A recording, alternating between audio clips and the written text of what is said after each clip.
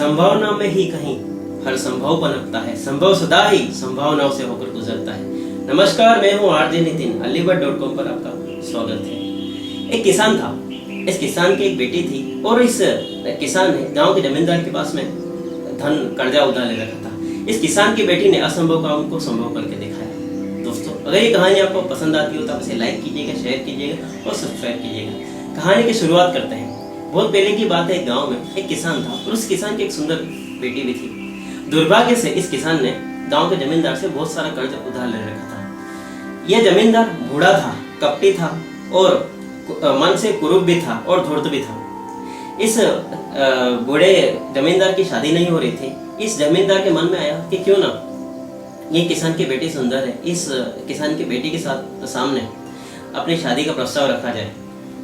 जमींदार था, किसान के पास में गया और किसान के सामने अपनी बेटी के साथ अपने विवाह का प्रस्ताव रखा। विवाह के प्रस्ताव की बात को सुनकर जमींदार और उसकी बेटी के होश उड़ गए और वो हाँ ना करने लगे। जमींदार ने कहा, ठीक है, कोई दिक्कत नहीं, हम ऐसा करते हैं, अपनी बात को लेकर हम पंचायत के सामने रखते हैं। पंचायत जो भी फैसला लेगी वो तुम्हें और मुझे हमको मंजूर होगा। ये सब लोग अपनी बात को लेकर पंचायत के पास में गए। पंचायत के सामने पूरी बात को रखा। पंचायत ने बात सुनी और कहा कि तुम्हारा मामला थोड़ा गंभीर है। इस मामले को, इस मसले को किस्मत के साथ में ही और किस्मत के फैसले के ऊपर छोड़ देना चाहिए।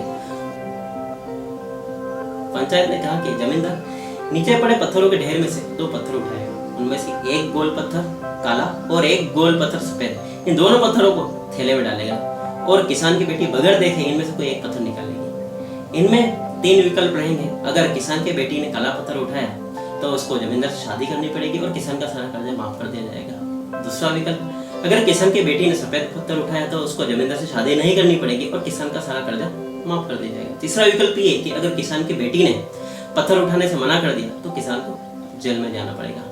पंचायत के आदेश के अनुसार जमींदार जमीन पर झुका और उसने दोनों पत्थरों को उठाया, मगर तेज और चालाक और दिमाग से काम लेने वाली किसान की लड़की ने देखा कि जमींदार था, वो छुपाते हुए उन पत्थरों के ढेर में से 2 काले पत्थर उठाए, उसको थैले में डाल दिया। लड़की घबराए बिना सोच रही थी कि इस स्थिति में वो क्या करे। उसके सामने 3 रास्ते नजर आ रहे थे। वो पत्थर उठाने से मना कर दे और अपने पिता को जेल जाने दे। दूसरा ये कि जमींदार ने दोनों काले पत्थर उठाए और वो सबको धोखा दे रहा है। तीसरा रास्ता उसे नजर आ रहा था कि वो चुपचाप काला पत्थर उठा ले और अपने पिता को कर्जे से मुक्त करे और अपने जीवन का बलिदान दे दे। लड़की को लगा कि जो दूसरा तरीका है वो तरीका सही है, मैं उसको मान लेती हूँ। तभी उसके मन में एक दूसरा उपाय आया।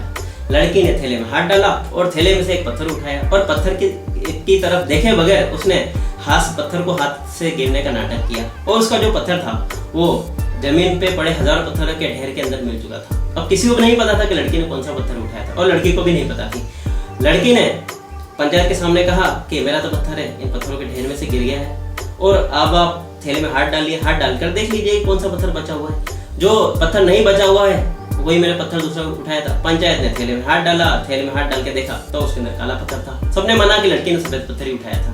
अब जो जमींदार था, जमींदार के अंदर इतना समझ नहीं था कि वो अपनी